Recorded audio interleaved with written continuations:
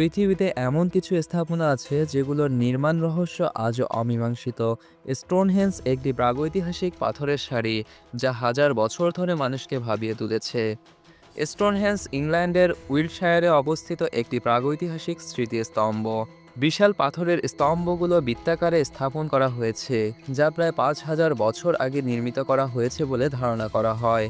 এই পাথরগুলো কোথা থেকে আনা হয়েছিল, কিভাবে এত ভারী পাথরগুলো এত দূর থেকে এনে স্থাপন করা হলো, এই প্রশ্নগুলোর উত্তর আজও অজানা। কেউ বলেন এটি ছিল একটি জ্যোতির্বিজ্ঞান কেন্দ্র, কেউ বলেন এটি ছিল ধর্মীয় উপাসনার স্থান।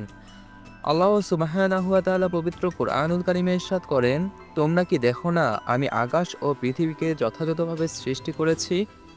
স্টোনহেঞ্জের মতো স্থাপনাগুলো আমাদের মনে করিয়ে দেয় আল্লাহর সৃষ্টি ও পরিকল্পনা কত বিস্ময়কর। এসব নিদর্শন আমাদের চিন্তা করতে উদ্বুদ্ধ করে, যেন আমরা সঠিক পথের সন্ধান পাই।